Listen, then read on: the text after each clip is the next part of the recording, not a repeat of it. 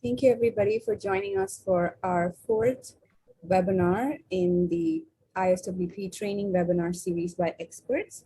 So today we have Andree Gauthier, registered clinical occupational therapist working in Toronto, Canada, and she will be presenting on the topic, the clinical benefits of standard measures and terminology in manual wheelchair provision.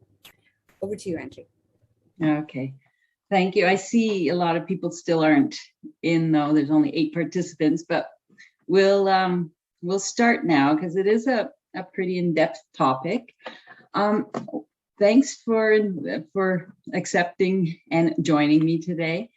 Why I'm here today is because, in my opinion, after 32 years working as an occupational therapist, providing an appropriate wheelchair to an individual is got to be one of the most complex therapeutic interventions we provide as wheelchair professionals. Okay, so in our clinic, we were always trying to improve the process, to reduce errors, to make communication more effective. And when I saw this guide at an international seating symposium, I think it was back in 2013 or 14, the content was just incredible. I just said, this makes sense. It's about time. We're all going to be on the same page, everything. So what I want to do is take this session to introduce you to the key concepts in the guide that was created. I'm going to go through everything. And when we adopted a lot of the principles, we changed our assessment forms. We changed terminology on our assessment forms. We changed the way we teach students and new staff so that everything's consistent and standardized. So I'm happy to see the ISWP is now on board to make these changes. From my experience, you cannot just refer people to the 300-page guide. You need some kind of coaching, and I needed that too to get going. So I'm going to show you how things changed for us, okay, in this session. So today I want to introduce you to the terminology, okay, and that we adopted in the International Standards for Wheelchair Seating and utilizing this clinical guide. I want to introduce you to the importance of it and give you techniques on how to implement it. Okay. So what is this guide? This is free, 300 or so page guideline that Kelly Waugh and her team created. I think it was, well, back in 2013. Okay. And it's called a clinical application guide to standardized wheelchair seating measures of the body and the seating support surfaces. The titles are always difficult. You can find it on ISWP website. You can Google it and it shows up because it's pretty well known now everywhere. So they created this guide for the primary purpose of translating highly technical international standard into a format and language that was easier to understand and be clinically useful for us out in the field. I find it's genius, okay? When I saw it, I went, oh my God, this is great. I read through it, I took notes, I ran to the clinic and said, I'm ready to go, only to stand there and go, okay, I don't know what to do. Where do I start? So because I found it so valuable, I called Kelly myself. I called her on the phone and I said, Kelly, this is great stuff. I don't know where to start. And she was so supportive. She was so proud of the work her team had done. And she was enthusiastic to help me. It was great. So I'm going to help you the way Kelly helped me. Kelly's recommendations were, Andree, start with the terminology of the body and the body support surface, that body supports. Just understand why we're labeling them the way we're labeling them and apply them. So one step, you got to break this guide down and just start with the terminology. I went, okay, I'll do that. She says, understand the difference between length versus height dimensions. It's all in the guide. All this information is in the guide. Then she said, move on and apply the linear body measures in a standard way to your patient population, your assessment forms, how you educate students. I went, okay, that sounds good. And understand and apply the three most important relative angles of the body and support system in practice. And the last bit, understand why joint range of motion terminology is inaccurate when referring to the seated posture. So this is a step-by-step approach that she gave me to tackle this 300-page guide, okay? This slide will come up at the very end because I feel is very important. If you start in these baby steps, it will all fall into place.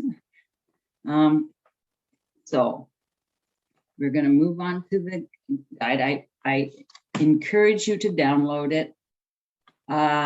Printing it as a book, I don't know. It's on the computer. Don't print it. I did, but it's not. I don't use it anymore. I always refer to it on the computer. It's a reference guide. So it's not a book you'll sit and read page to page. It's a reference guide. It's got 7 chapters. Looks easy, but it is 300 pages. We're going to go through all these chapters very quickly here. And I think it's genius. So this on another note, the team created a glossary of wheelchair terms, and it's comprehensive, searchable list of terms and definitions related to wheelchairs, wheelchair seating, and wheelchair seated posture. Use it like a dictionary if you want to stay consistent in how you communicate and name parts, body parts, everything. You can refer to this, and it's downloadable. Okay. So I'm going to start with what Ellie told me to start. The terminology and using it properly of the body and the support surfaces. I'll try to be clear. It may not, but I'm going to do a lot of repetition.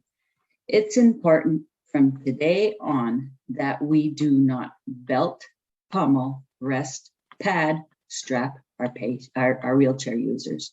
We will, from today on, say we support them. So much research has gone into creating these support systems. Our technicians spend a lot of time fabricating support systems. We need to call them what they are. So they're supports and not rest pads, belts, pummels, straps. Our funders spend a lot of money funding them too. So we want it to be considered a medical necessity, medical device, okay? So we have removed that terminology from our assessments forms and as much as possible from our vocabulary, but as older therapists, sometimes it slips through, but as new therapists being educated in a standard way, they should be able to carry the torch for us, okay? In the guide, it divides the body into segments, very intuitive segments. You'll notice the diagrams are all of the wheelchair user in the sitting position, static sitting position. Okay, easy to palpate and see the segments. Very intuitive, lower leg, hand, arm, neck, head, trunk, everything. The supports that support the body are named by the body segment they contact. Arm support, foot support, head support. So it's no more arm rest, foot rest, head rest. It's head support, arm support, hand support, foot support. The support is labeled by the side it contacts: lateral, medial, anterior, posterior. Pummel. A pummel is a medial thigh support. An adductor is a lateral thigh support. Okay. It's also there.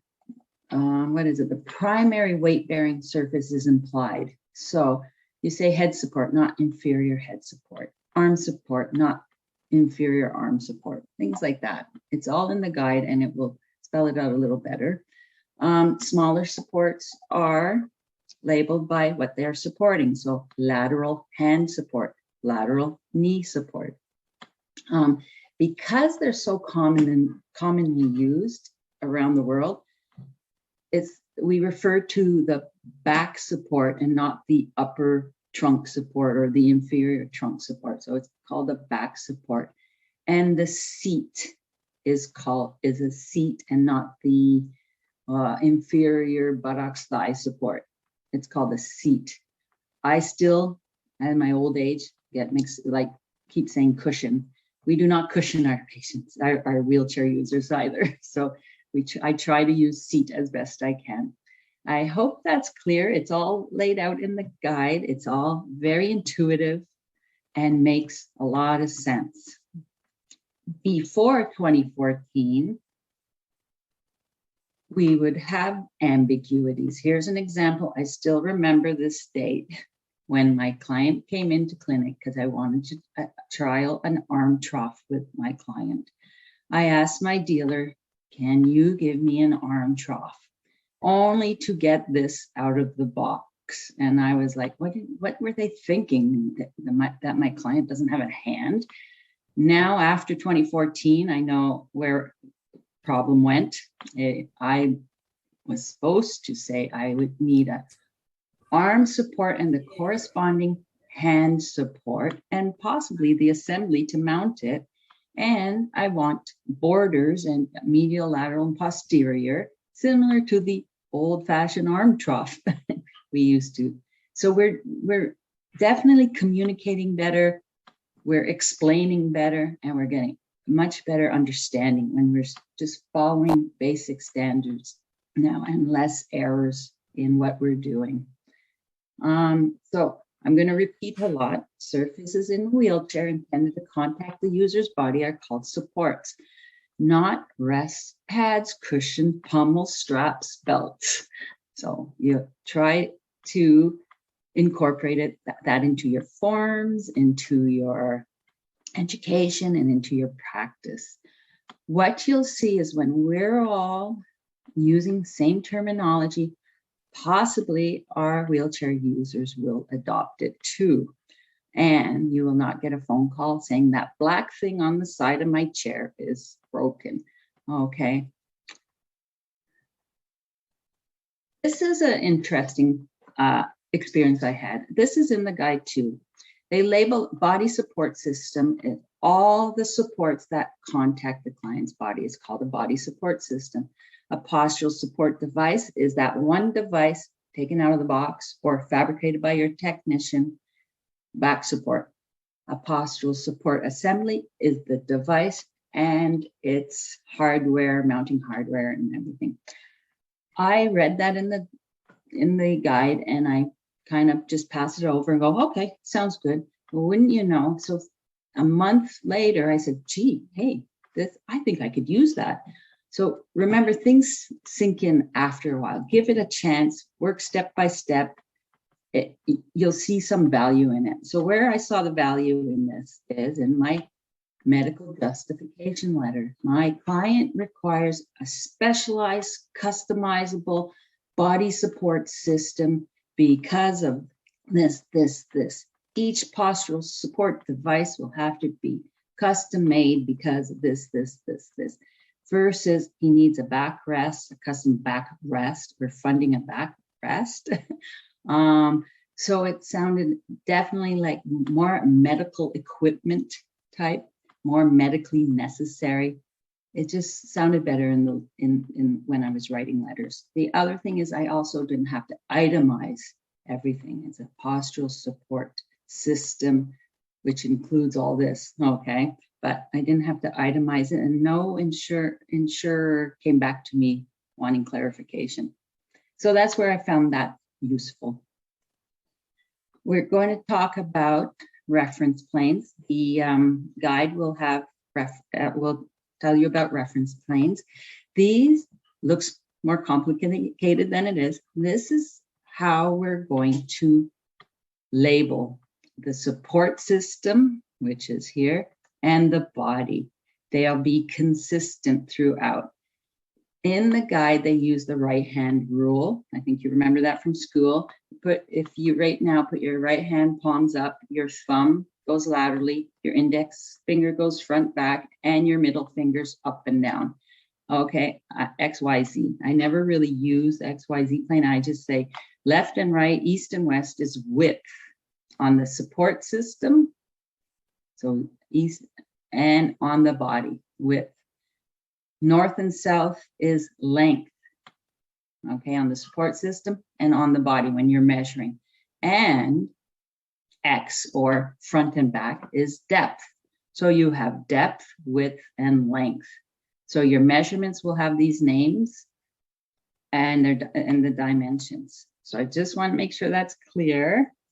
The other thing in the guide is all the diagrams are of the wheelchair user in the sagittal side view, frontal, and transverse planes in the sitting position. I just picked these out from the guide, these pictures.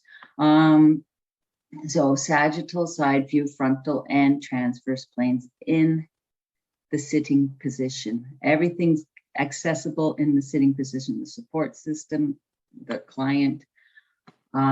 What's that doing for me is when I'm drawing my diagram, I'm staying standardized also. Sagittal, frontal, transverse, if I can, if I'm taking pictures or drawing my diagram. Let's all just stay consistent. Okay. So Ellie said, understand length versus height. I actually had to call her again because it wasn't as clear as I thought it would be. But what it is, you have your postural support device that you've pulled out of the box or your technician fabricated. It has a north-south orientation of length and an east-west orientation of width, or that's your X, Y, Z that I just showed you. Okay, but this, in Canada, we use inches because we get our products from the US, but we are a metric country. So this back support's 16 wide by 14 in length, not 14 high, 14 in length. But I can ask my technician to mount it on the chair, my 16 wide by 14 in length, mounted 17 inches high. But what do I mean by 17 inches high? Height is a placement dimension.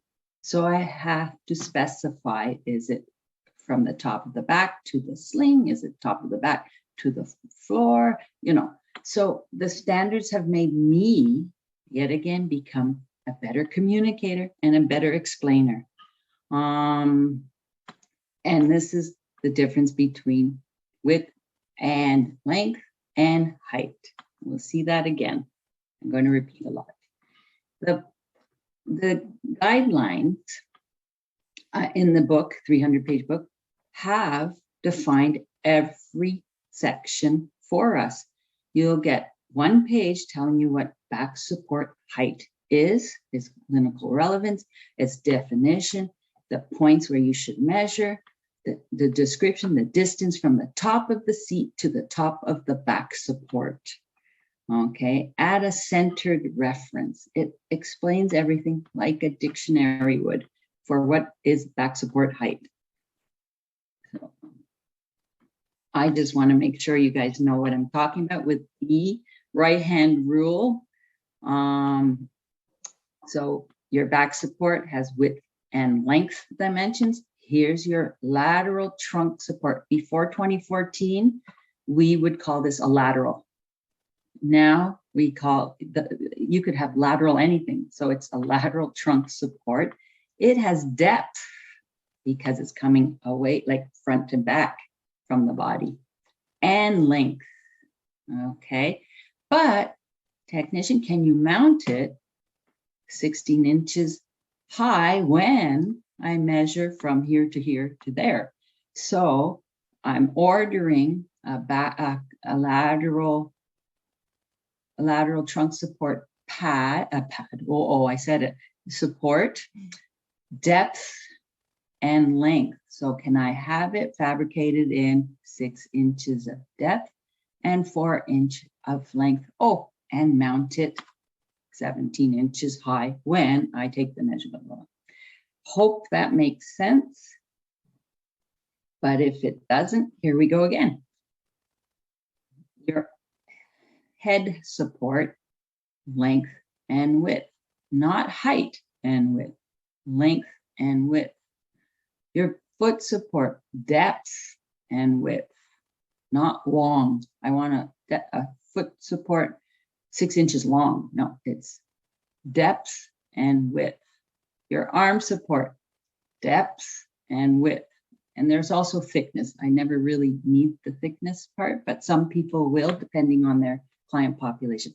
So I hope that makes sense, because we're going to move on to the next step that Kelly told us to focus on: measuring the body and body support, linear and angular measures. Okay, apply the linear measures to your practice, she says. I go, okay. And the 3 most important angular measures, even though there's a lot more, but start there. So in the guide, they define body segment landmarks, yet again, sagittal, frontal, and transverse, all accessible from the sitting position. You do not have to take your client out of their chair to palpate something. Well labeled, everything. These landmarks help with the body line segment, the body segment lines. This is how we're going to measure angular measures, relative angles. Okay, that's all I'm going to show you there. They recommend you have proper measuring tools. In my opinion, you use the tools that you are comfortable with and that get you the measures you want. Standardization of units are the units that you use in your country. Okay, Canada is a little mixed up because we use inches, even though we're a metric country. So whatever you use in your country. So I love calipers. You have your goniometer and a nice straight measuring tape. This is an angle finder, and it measures absolute angles, these relative angles or absolute angles, and we will go into that because it's been a long time possibly when people have not taken geometry. So I just want to make sure you guys remember this. I'm going to repeat it a lot. Up, down, y-axis, length on the body, length on the support surface, width and depth, depth, depth, depth, forearm depth, foot depth, foot support depth. Okay, you'll see this further. And this, in case you forgot again. So remember those. Apply the linear body measure, she says. Okay, so the linear body, I'm in the app, in the guide, there are 36 linear body measures, well-defined, properly named. What's the purpose? What's the clinical relevance? The description, the landmarks, how do you measure it? Even this is just a clip out of what's in the guide for buttocks thigh depth. There's even way more information below. That's the considerations, everything. The standards state you should measure your client on a firm surface in the desired sitting position you're trying to achieve. So you will need help when they need a lot of support. You measure the straight line and don't go around any soft tissue. Don't compress the soft tissue and don't add or subtract an inch. If you're measuring buttocks thigh depths back in the olden days, before 2014 maybe, you would subtract a few inches for buttocks thigh depths so that the cushion would not hit the back of the knee. We don't do that anymore. Okay, so this guide has 36 of these measures. They go through each one, each page, and considerations. Proper name, proper method of standardized method of measuring. Okay, this is great. And so you have buttocks thigh depth, and they also have maximum seating depth. So we're paying more attention to what we're measuring. We have a deeper understanding. Has it ever happened? When I say have it ever happened, it has happened to me. So I'm sure it's happened to other people, that you measured your client a buttocks thigh depth of 18 inches and asked for a nice 18-inch deep wheelchair with its seat 18 inches deep, only to have the client sit in it and have no proximal thigh support. You're missing seat depth by about 2 to 4 inches. No big deal. I'll move the back support back with its hardware. I'll open the canes and I'll have the client sit back, only to have great thigh support, but his buttocks is off the back of the cushion. So I neglected to, yes, I can measure seat depth, but what is the maximum seat depth I require for this particular client? Because he may have a non-flexible kyphosis, or what we say redundant tissue in certain places that eat up seat depth. So now I have actually cued myself to look at maximum seat depth if I have to, and it's on my form to pay attention to that. And in the guide, there are 32 linear support surface measures. Yet again, I tell you, this is genius. Yet again, proper naming, seat depth, what you've pulled out of the box, seat depth, or your technician has fabricated, and effective seat depth, what you actually have to use. They define it and they have considerations and everything. So yet again, I've become a better communicator, a better explainer, and I'm understanding what I'm asking for a little bit deeper, in a deeper understanding. So my client who may measure 18 inches in depth needs a buttocks thigh depth, needs actually a 20-inch deep seat, because either he has some tissue taking up some of the seat depth, or the back support also takes up seat depth. So we have to communicate better, and this really helps in that. What we've done in our clinic is we've adopted the diagrams and the proper naming. At our clinic, we measure all of these. You in your clinic may have more complex clientele. I work in the spinal cord injury adults. I think pediatrics probably may need different measures. Obesity may need different measures. So you can add and make your chart the way you want it.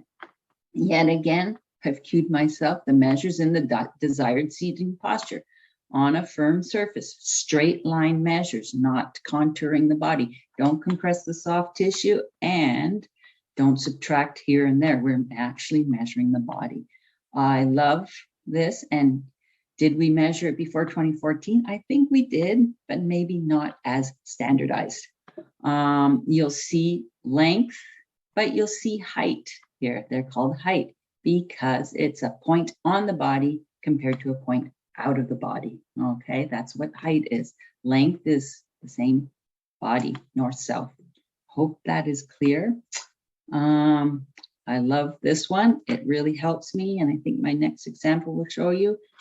Our manufacturers want to know the distance between the leg support assembly, okay? And external foot width, external knee width compared to hip width always helps us do that. Has it ever happened that your client measures 18 inches at the hip and you get a nice 18-inch wheelchair to only have his lower leg press against the metal of the bar? So the measuring, we actually look at the numbers a little better now. You know, if he's 19 inches here and 18 here, and I cannot correct that, we will have to have a discussion of what's going to happen with the hard parts of the chair that don't compromise. And so it just opens up the discussion, communication, and problem solving as a team. So yet again, I just grabbed these pictures from the guide. Has it ever happened, and it has, that you've measured your client to be a nice 14 inches wide, and he wants a nice 14-inch wide wheelchair because he likes to have it snug and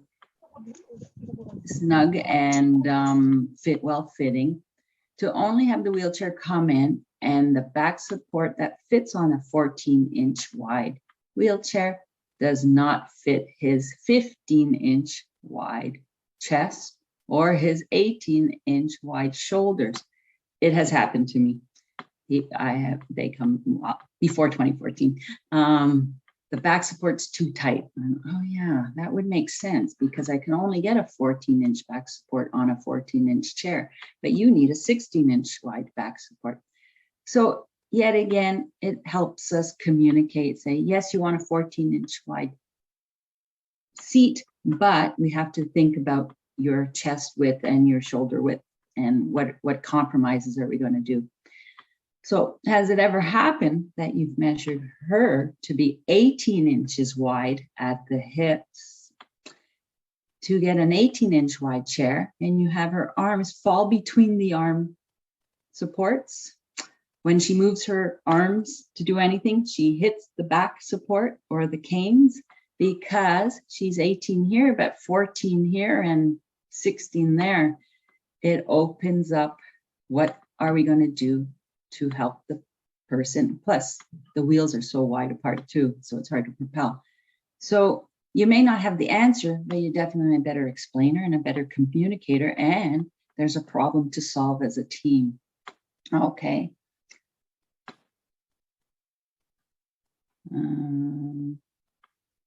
Yeah. Oh, my computer's on. There we go. So these are examples of some of the other linear measures. There's 36 linear measures. I'm just showing you that you may need other linear measures that we haven't put on our form. You don't have to copy our. You take from the guide what works for your client population. I recommend you add this. I'm doing that, maximum seating width. This is asymmetrical posture. That is not correctable. If you can correct it, then measure it in the desired sitting posture. Some of these linear measures can help monitor postural progression. You have a client come in with a lumbar curve depth, if you feel you need that, and then 2 years later, he comes in and it's more pronounced, then you know there's been a progression in their posture. Even maximum seating width, if they haven't gained weight, you can see there's a progression in their posture. So there's good stuff to be used here in clinical practice. So I'm just showing you again, we've adopted the standards to meet our needs, cut and paste. We use them. From today on, even if I don't need the measure, I still measure it. Okay. And when I skip one, I always pay for it after. So I've trained myself to use the proper terminology, use the proper method of measuring, and take the measurements, even if you don't think you need them. It will monitor postural changes. It will monitor and give you objective measures for body size changes if you're seeing clients over time, and it helps in the communication and translation to the wheelchair.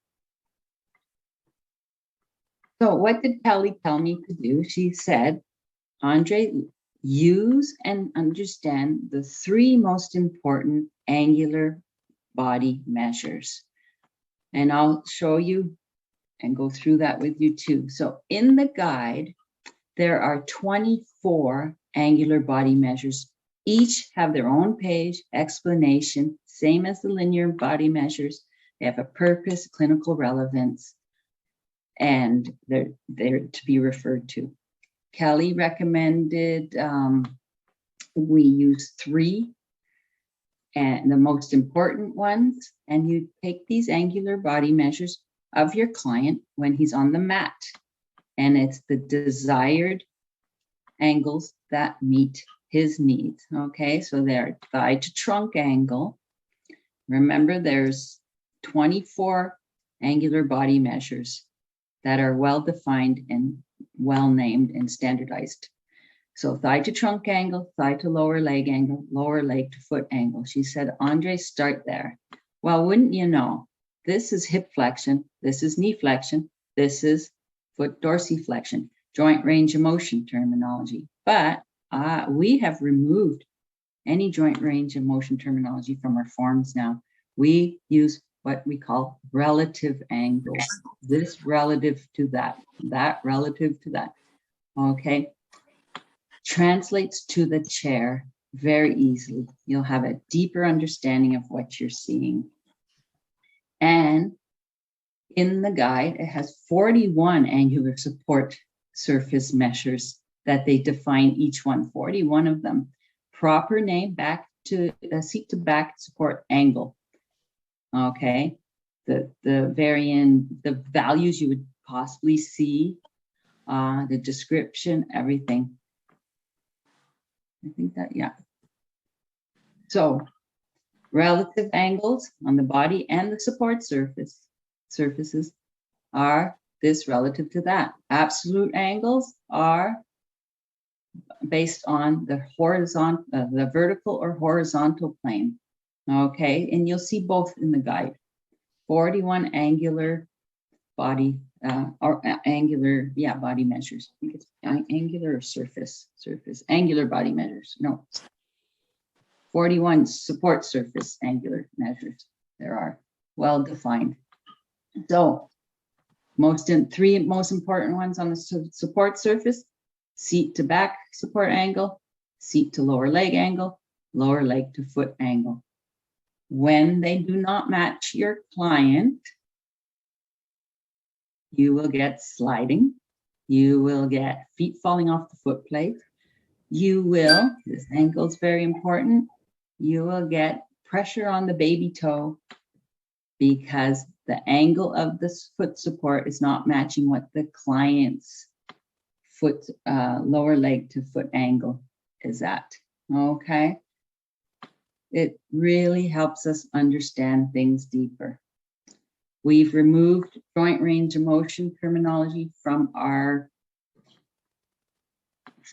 vocabulary and our assessments. We use now the angular relative angles of the body using the standards. So back before 2014, we would describe our client's posture sitting in their chair as posterior pelvic tilt with hip extension. It's not accurate. Your client is still sitting. They're in hip flexion. This is hip flexion, but we would write hip extension. So now it's like his thigh to trunk angle is this degree, measuring with a goniometer. Let me see something there. Okay. So which joint motion do you measure? Now we measure because it translates perfectly to the seat to back angle. They should match. Before, we would measure joint range of motion joint range of motion of, let me say this was 60. My client can only flex at the hips 60 degrees. I'd write that on my form, move on. Did not sync as well as his thigh to trunk angle is 120 degrees, okay? That definitely gave me a deeper understanding of the chair. It started to form the chair. So you'll see in the guide, of course, joint range of motion terminology. The 0 is the standing position or lying flat is 0, but the thigh to trunk plus, if you need your joint range, it equals 180. So if you know your thigh to trunk angle, if you really need hip flexion, you do the math. But before 2014, we would do hip flexion, 75 degrees. It was not into it if I had to do the math to say, well, I need a back support to seat angle of 105. Why do I have to do that? Now I just do thigh to trunk angle, thigh to lower leg to foot angle. And remember, there are 24 angular body measures in the guide. So you use the ones you want, but as Kelly said, start with the 3 most important. There are 41 angular support surfaces in the guide, but start with the 3 most important ones. Okay, I agree with her, because if you get too ahead of yourself, you don't know where to apply them. Where did it hit home for me was my one client where I really saw it. So give it time. You may have your clients, you're applying all this and you don't really see anything that hits home. But that one client will come in and you go, now I get it. Oh boy, I get it really well. This is my man who ambulated fully with his spasticity. He full arm with a walker and swung his legs over. He came to the point that he couldn't do anything with his arms because he needed them to stand up. So he needed a wheelchair. My MAT assessment showed me a thigh to trunk angle he could not bend of 140 degrees. If I took his hip flexion of 40 degrees, I did not get that feel of the wheelchair. The thigh to trunk angle, 140 degrees. Right there and then, I said, how the heck am I going to sit him? His seat to back angle is going to be 140 degrees. He's going to be looking at the ceiling, almost lying down in his chair. So my brain started working right away with the chair. I knew I couldn't sit him. So what do? I asked my assistant, can you put a little force on? Can you get him to bend a little more? Well, that really didn't help us. It looks in the picture that he's bent a little more functional, but his bum lifted up, his pelvis went into more posterior pelvic tilt, and he bent where we bend, again, at the thoracic spine. So I'm still thinking, how am I going to get this man to sit in a chair when he doesn't have what I call functional sitting range? I continue with my assessment because I'm following a standard process. I asked him to sit up on the plinth. Well, it looks like I got more, but it's all soft tissue. He's really holding himself up because his hips are forcing him backwards. His pelvis is still at that very sharp pelvic angle, and he's holding on for dear life. I'm getting close, though. I could see a chair thigh to lower leg angle starting to come into play. Maybe a thigh to back angle, it's still not going to be functional. He won't be able to reach. He's going to slide. So me as a desperate therapist trying to problem solve, I said, can you sit up as straight as you can? I don't care how you do it. So he pulls with his arms. And guess where I get the hip flexion? Right in the thoracic spine. And I'm starting to see a chair form around him right there and then. I take my measurements. It's not ideal. There are going to be compromises, okay, especially a kyphotic posture. I'm encouraging kyphotic posture, but I have to also have function and participation. So paying attention to the 3 relative angles actually made me understand things much deeper, made me see a wheelchair starting to form around, but we will have some education and some considerations. So what were the education, the considerations?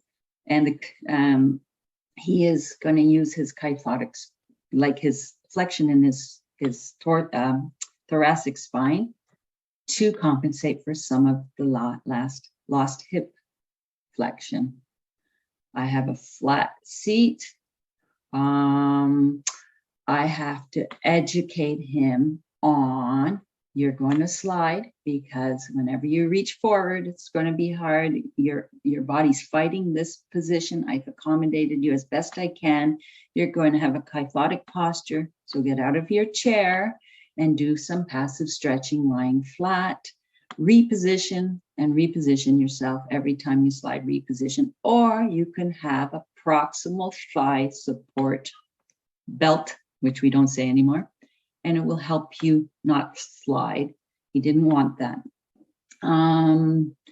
And by the way, maybe look at your ergonomic setup in your house so that you're not reaching forward so much.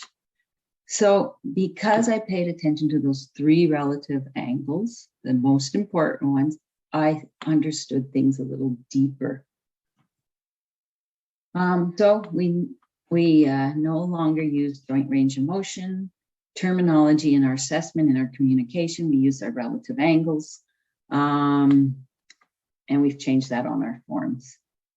I hope that was a good example. So just so you know what's in the guide, there's more complex angles, okay? Here's an absolute angle. It's called frontal foot line. We always say inversion and eversion. Well, this could be handy for people who, for your clientele who don't have certain range. You can have a frontal foot line. Oh, no, frontal foot angle. Okay, and give a measurement. Thigh to pelvic angle. Now, I've tried that on my clients who are very kyphotic, who have posterior pelvic tilt, very difficult to measure.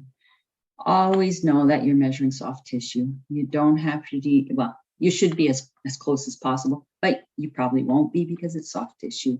But as long as we're measuring as best we can, it should stay quite consistent. And when we're measuring in a consistent, standardized way, you should be able to replicate some of the measures, but it is soft tissue. So an example of more body angles, which we have 24 angular body support measures, all properly named, all well-defined, and tell you how to measure them and what the measurement's used for. Very good book. So terminology. So before and after 2014, we don't say hip bolster anymore. We took that. We actually looked at our assessment form and just shook our heads going, what the heck were we thinking? But that was the old school. That's what we learned in school too. So hip bolster, lateral thigh support, pummel, medial thigh support, arm rest. We don't rest, pummel, strap our patients. We support them. Arm support, pelvic strap, pelvic support. Laterals, we used to say laterals for the lateral trunk support.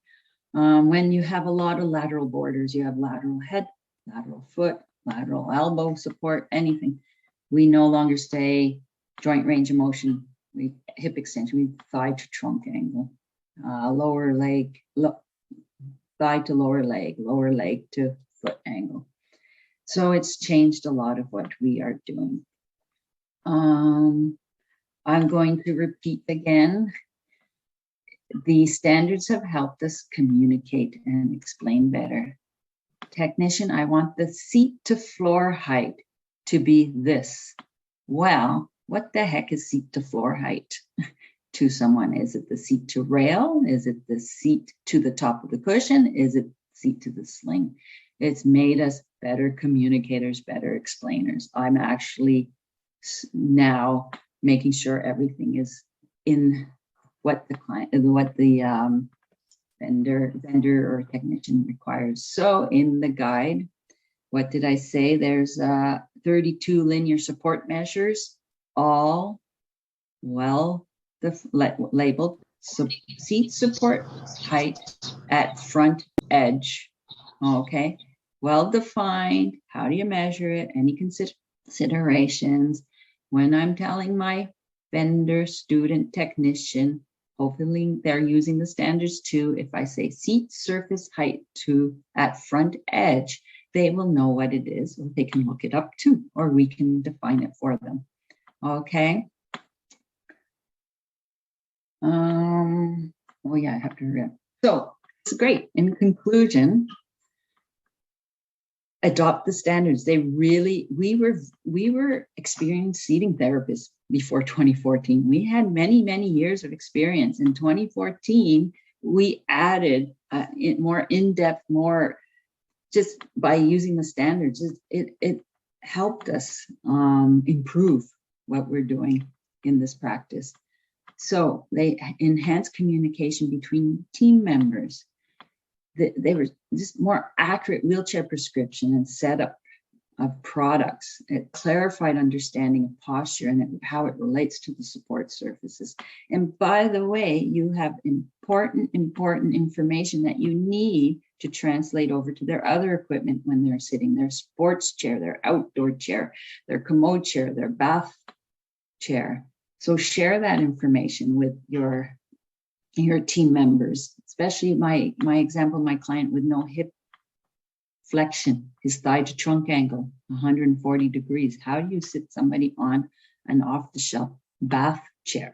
Okay, so you can alert people and start problem solving with your team.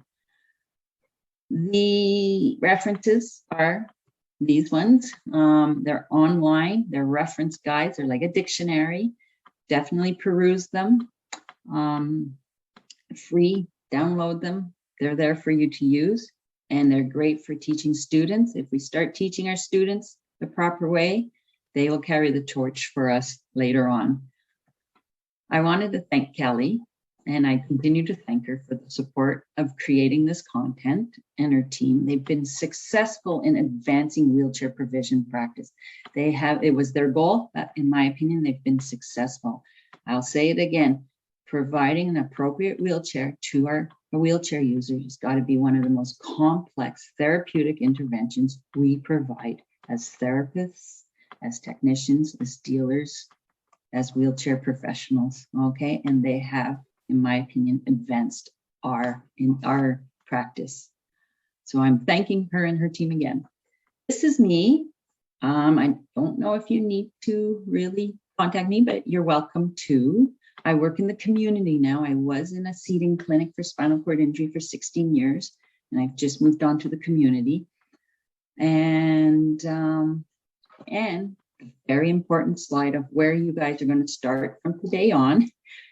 Kelly's recommendations to me were start here, and you'll be able to take it further based on what you need in your clinic, in your research, in your student education. Know that there are 36 linear body measures that you may not need all 36, like I thought I needed when I first tried to tackle this guide on my own, when Kelly sort of helped me break it down into smaller steps. Okay, you don't need all 36 linear measures on your form or measuring your client. You may need some. There's 24 angular body measures. You don't need all of them, but she said start with the 3 most relevant ones on the body and the support system. Understand length, north-south of on the client and on the seating versus height dimension. We did that. Apply the linear body measures in a standard way. Take the ones that work for your client, name them properly, measure them in the standard way as the guideline tells you to, and understand why joint range of motion terminology is inaccurate when referring to the seated posture. And there's, I think, a whole section in the first 2 chapters of why, and it explains it much better than I did, but it makes sense. So I'm leaving that slide up. I'm finished, and I hope this helps. And I hope from today on, you will no longer pummel, rest, strap, or belt your wheelchair users, but you will support them and use that terminology all the time. Thanks. Thank you so much, Andrew. That was a wonderful presentation. We sincerely appreciate your time to give this very helpful presentation. Thank you so much. So I see we have 6 more minutes, and I'll open up the floor now for any questions from the group. Is there anything in the chat? Oh, the link. Go ahead, Lee.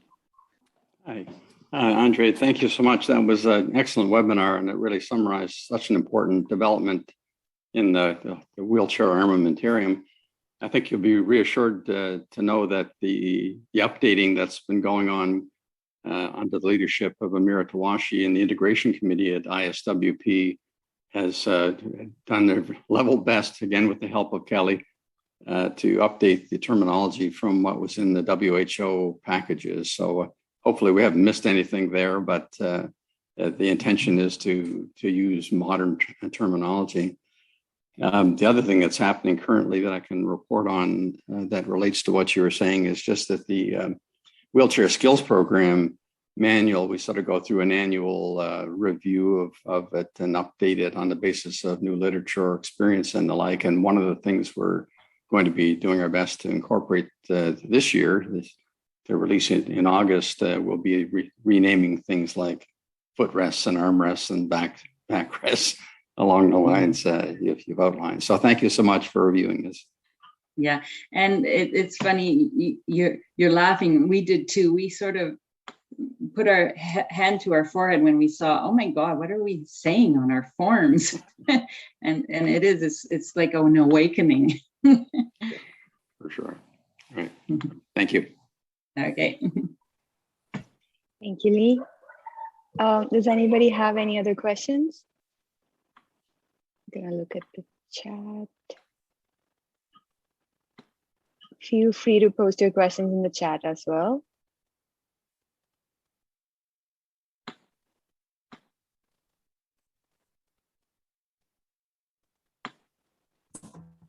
Andree, this is Sarah. I have one question regarding how would you support the implementation of this new terminology, particularly on those therapists or people that are so comfortable the way we are already talking about measurement that probably don't really want to start creating a change or start changing their terminology? Not sure if my question was clear though. Yeah. Well, the whole world is changing right now. We encourage our manufacturers because their literature and order forms were just ambiguous. You know, they wouldn't explain what the measure were, especially in lateral support sizes and everything. So we asked them to make changes, and they did. Their literature is a progressive company has changed their literature. It's not, if somebody doesn't want to do it, well, then I wish their wheelchair users well. We were those people in the day too. You know, we go, well, why do we need this? You know, there's some of that content. I went, what am I going to do with it? But it took a month for it to sink in. When that client came in with no hip flexion, that was the one, oh, I see the value in this. Wow. It's nothing to change the terminology. When they read, I think it's just chapter 1, a few paragraphs, they'll see the light in it. So it's just a matter of reading it and saying, yeah, these are support surfaces. We've put research, R&D, our funders have so much money. Why is our funder paying thousands of dollars for a rest, a pad, a belt? You know, now it just, you know, I don't know. It's baby steps. Start with number 1.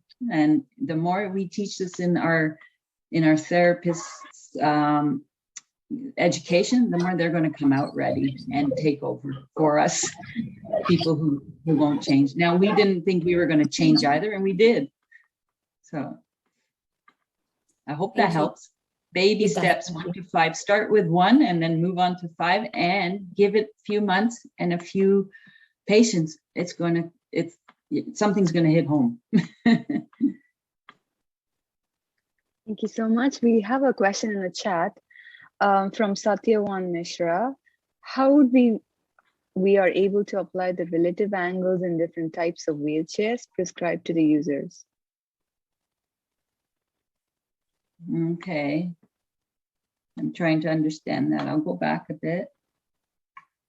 Can she clarify that question a little bit more? Let me just see if I can find my slide. So Satyavan, can you please unmute and elaborate on your question, please?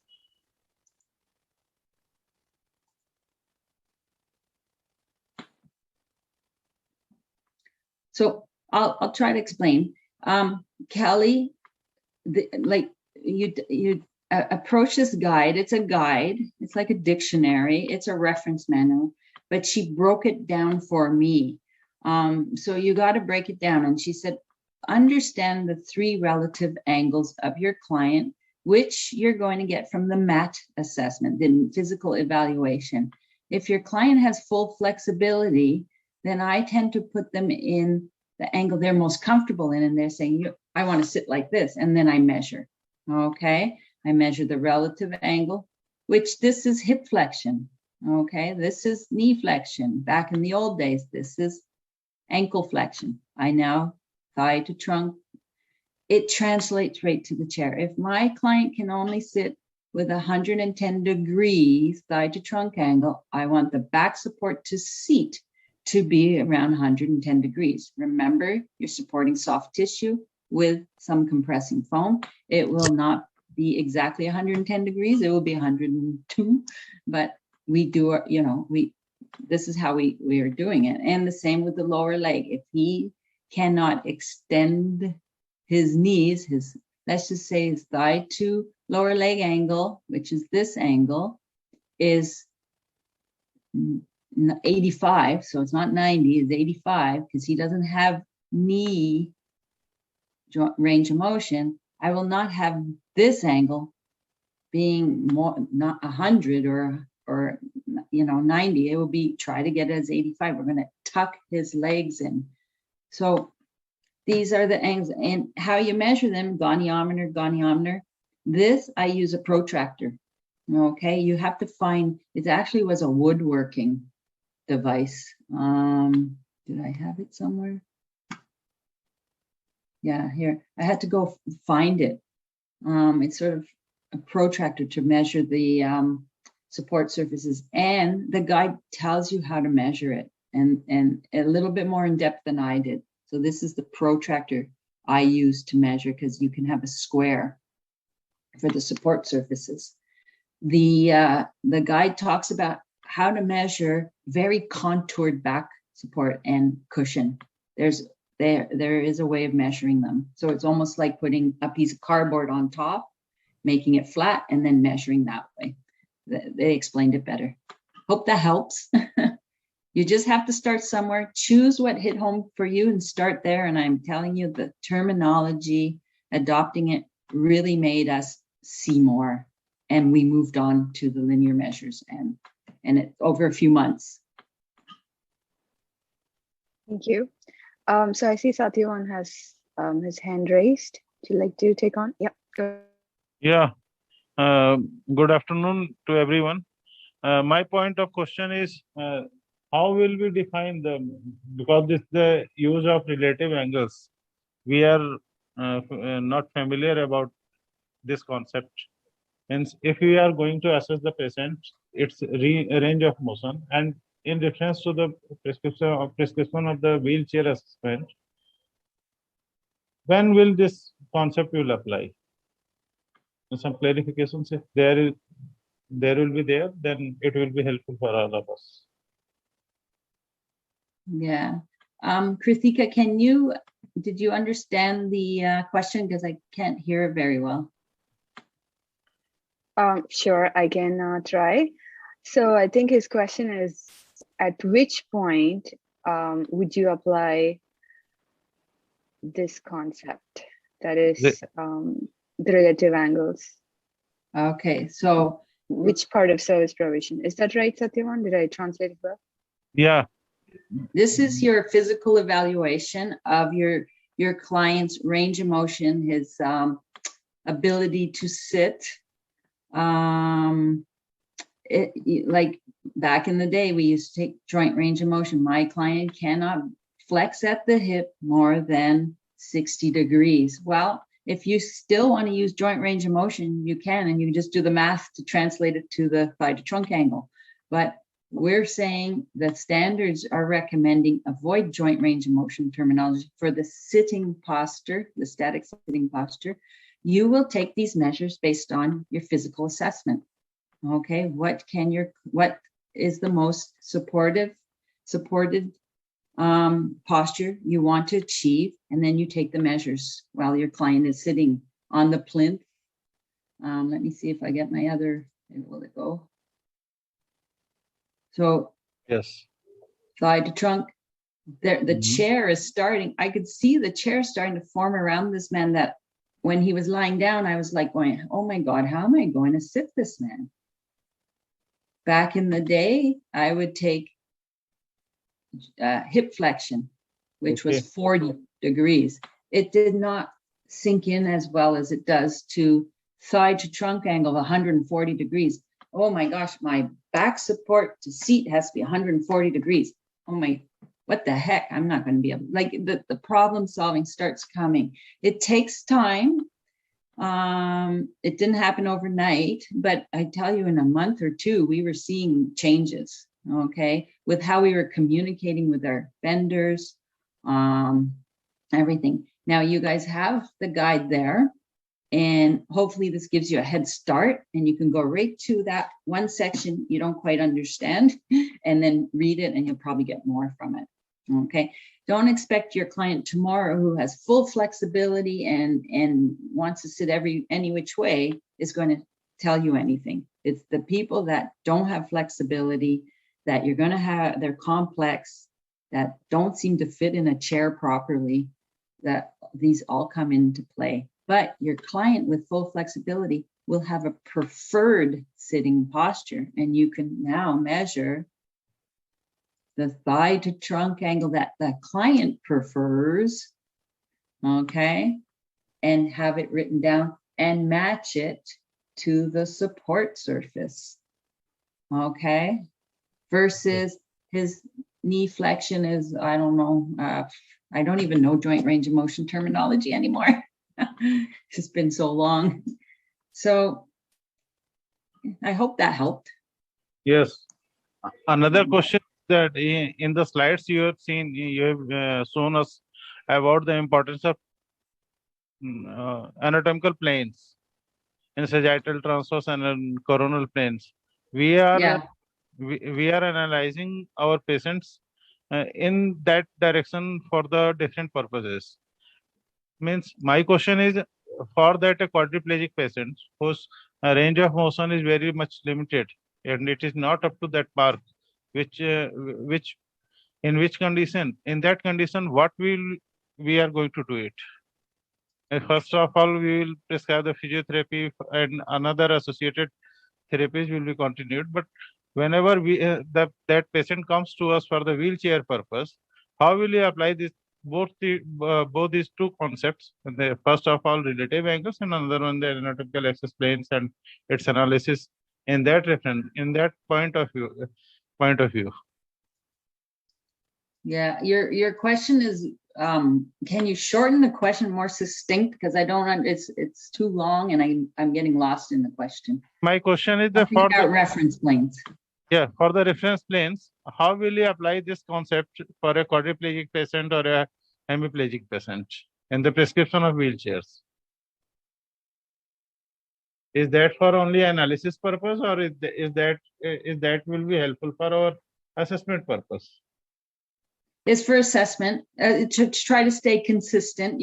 When you're describing your client's posture or measuring it, it's the standard recommends or is take it from the sagittal, frontal, and we can't do transverse planes. I have done transverse pictures. I take a lot of pictures now that you can, they're digital. I can print them out and draw on them. Sagittal, transverse head, top of the head is a little hard unless you're standing over the client, but it works. It works, and you'll see in the guide. I've made this a little bit more basic. In the guide, they have angles that, how we describe shoulder forward. They have a proper name for these angles when the client's rotated. I would love to see somebody in the academic world take this a little further by getting a complex client and using such terminology to describe them. You can use a linear, it was the angular ones. I haven't really taken it beyond the three most important angles because they've helped me so much. I haven't really needed anything unless my client comes in really needing something. We can just, how we used to say, we say a foot, that's E version. Well, his frontal foot angle is, yes, you can measure it. Yeah. His pelvic angle, like you have clients who have a kyphosis but their side to trunk angle's this, but their pelvic angle goes off. That's my client here. He has a very big pelvic angle. So you can start using some of these for describing those very complex clients, even like, what's the other one? But I'm telling you, go slow, because you may just abandon it if you take on too much at once. Oh, no, not that one. That, you know, yes, his hip width is 14, but his maximum sitting width is, you know, if I gave this person a 14-inch wide chair, the back canes will go here, the backrest will be here, and he'll be resting on the backrest. It is important to follow what Kelly says and start there. I'm highly recommending it because I took the guide, I saw the value in it. I took the guide and read it page to page, took notes. I came with all the measures, and I was going to measure the client with all these measures. And I sat there going, well, why am I doing this? I'm not getting anything from this. So follow her recommendation. Start with the terminology. It's in chapter 1. It's very clear. You know, just know that we don't rest, pummel, strap, belt, pad our patients, cushion them. We support them. I'm not sure how translation is in other languages.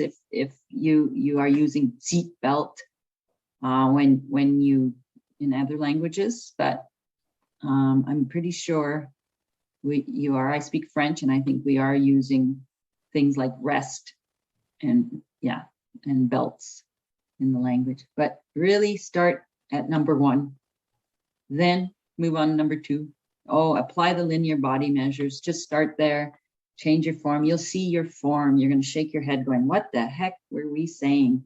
You know, it takes time. Okay. Not years. It just takes a few months and that one client to just help you get it. Thank you, Andree. So I know we are a little over the time, so I'm just going to take one last question on the chat. Why we have PSIS measurement? That's from Sean. Oh, okay. Yeah, we added that. In the guide, they don't have PSIS measure. We added that. I need that measure. Where's my, there it is. I cannot function without the PSIS measure. That's the dimples, where the back support is supposed to support, the lower part of the back support is supposed to make contact there. Okay.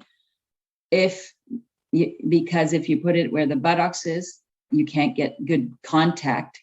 We start as best we can around the PSIS help. And if your client's propelling their wheelchair and they need their shoulder blades, scapula free to propel, we measure the scapula height. So our back support, which PSIS is 5, let's just say, and scapula is 16, we want the back support length to be around 11 inches, or you use centimeters, for someone who's hands-free, well-balanced sitter. We want the back support to support the pelvis, not the soft tissue of the bum, not above it. It should be right around the PSIS. So we've added that in. It helps us. If I'm really stuck, I don't know, sometimes technician, well, how long in length do you want your back support? Well, let's see. I'll just go back to the numbers, and that will be a good start. Okay. So if they're more involved, then they need a higher back support, 5 inches, 18. So the back support length will be 13 inches to start. Okay, it does help. Does that make sense? Thank you so much. Thank you so much. So for everybody else who has more questions, please feel free to email me. You have my email address, and I'll be sure to forward them to Andree. Thank you so much, Andree, for your wonderful presentation. We sincerely appreciate your time. And thank you, everybody, for joining us today. Thank you all. Thank you, all of us.